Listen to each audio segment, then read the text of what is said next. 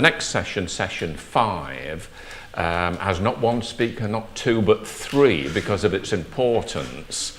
Ihsan and its predecessor, the rather inappropriately named PUAF, had a special emphasis always on vulnerability.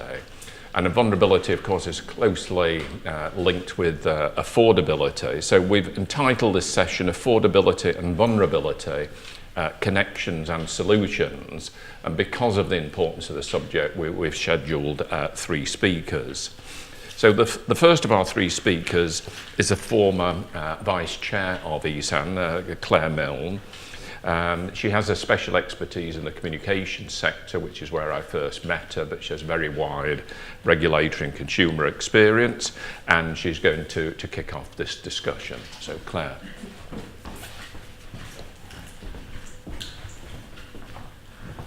Thanks a lot, Roger.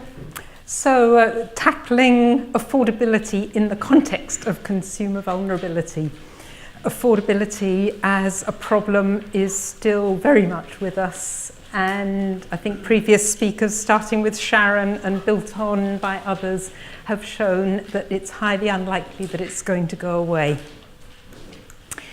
So what I'm going to talk about is how over the last decade or more we have broadened our interests. Roger referred to PUAF being concerned with vulnerability, but actually we used to talk about disadvantage, and we were very much preoccupied with low incomes and with affordability. We've broadened to talk about consumer vulnerability, but of course there is still strong connections between unaffordability is the problem and vulnerability, which I'll speak about and then come to some conclusions. But I just wanted to show you this quote from the Unfair Commercial Practices Directive, 2005, I think. I don't know if this was where the notion of consumer vulnerability started. It may have been around before that, but I think it has been quite influential in getting us started on thinking about consumer vulnerability. And you can see here that although it goes a step in the direction that we might welcome by saying that if you're thinking about vulnerable consumers, then you ought to think about a typical member of the group in question and not about a notional average consumer. Nonetheless, it limits it, saying that they're going to be vulnerable for a particular reason because of mental or physical infirmity, age, or credulity. So it doesn't cover a lot of the circumstances that we think about now. And I'm not going to talk through this. I just wanted to show you how interest in vulnerability seems to have been picking up over the years. If you just look down the left-hand side, you can see there have been publications, all of them I think quite influential, since 2005, with the rate increasing.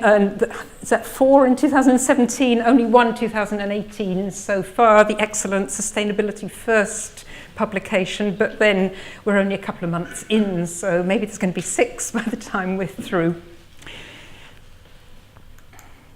So who do we mean when we're talking about consumer vulnerability? Well, we're moving across from thinking about vulnerable groups, such as were in the European definition, old or young, people with disabilities, low-income groups, people living in rural areas, which actually includes too many people because lots of the people in those groups aren't in fact vulnerable, although it also excludes too many. So we're going across towards considering individual vulnerability, which results from a combination of risk factors or the vulnerable circumstances, if you like. So it may be a membership of any of these groups as before, and that tends to be a lasting state of affairs on the whole. Once you're old, you don't get any younger. But then there's also personal circumstances like illness, job loss, or bereavement, and those largely, at least we hope, are transient. And this we're looking at vulnerability gives us a much better identification. It narrows it down and it gives us the right set of people to think about, but it's at a cost. We have to have much more commitment by the companies who are trying to help these people. And we've seen a lot of company policies coming forward which are to do with individual treatment by customer service staff, which is great. But what are people vulnerable to? Vulnerability, of course, means that we're able to be wounded, but we're all vulnerable to all sorts of things all the time. So this is consumer vulnerability, although I completely agree with an earlier speaker that we shouldn't think too much about the consumer-citizen divide. This is people we're on about. So consumer vulnerability has to be in the context of consumer transactions, and we look at consumer detriment, which may be financial or non-financial, and obviously essential services give us ample scope for both of those. Financial detriment because you're paying too much, non-financial perhaps because you're without heat. And that's not to say, of course, that there aren't any other kinds of vulnerability that come with these services, and with the sort of convergence, which again Sharon referred to early on, we see that services, and my own area of communications is a case in point, that it can open people to fraud or addictive behaviour, which are both very serious areas of potential harm, but I don't think those are the ones we're talking about so much. Now, I'm indebted to the Financial Conduct Authority for producing this wonderful diagram, and I feel lucky that it hasn't already been shown in the course of today. I imagine most of you have seen it before.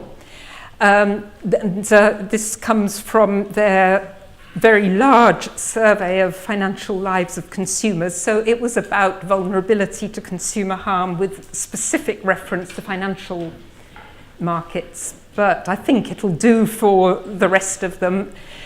You can see there are 4 big balloons there, all overlapping, and they're called, going round here, health, financial capability, financial resilience, and life event.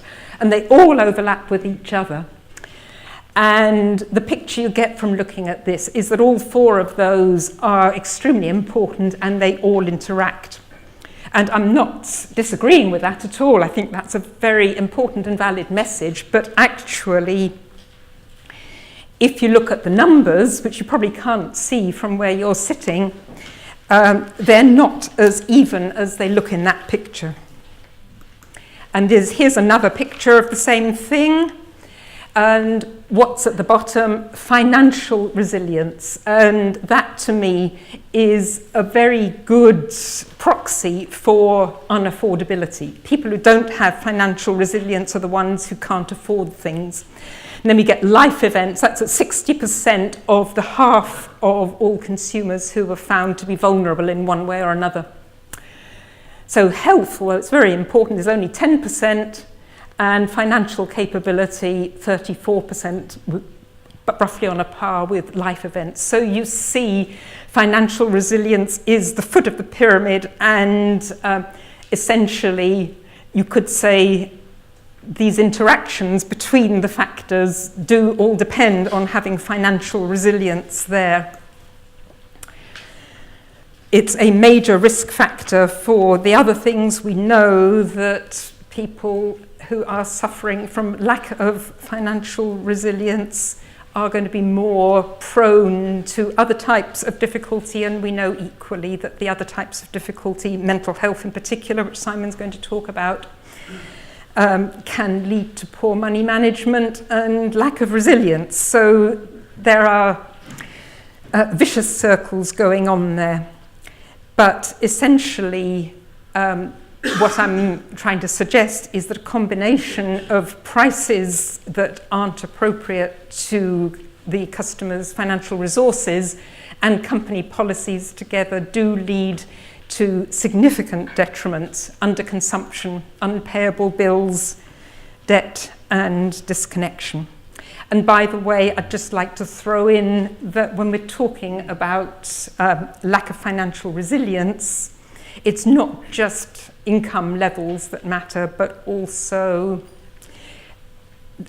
the level of predictability of income. And Citizens Advice have just recently put something out about how particularly difficult variable and unpredictable incomes can make things. So my last slide, tackling affordability and tackling vulnerability, in my view, need to be mutually supportive and reinforcing. We mustn't allow the new focus on vulnerability to allow us to lose sight of affordability, because it is so important. Vulnerability is the broader concept, so we have to welcome it, but we shouldn't welcome it too much, bearing in mind that it may, in a sense, be the easier part to deal with, and that in a corporate context, it may be a lot cheaper for companies to teach their staff to be sympathetic to people with life difficulties, and much harder, perhaps, to produce tariffs that are appropriate to their financial circumstances, let alone tariffs that are all over lower, which is what we've been talking about. But I do believe that improving affordability is going to go a long way towards addressing the vulnerability concerns, and that will make it easier for us to address everything else. Thank you.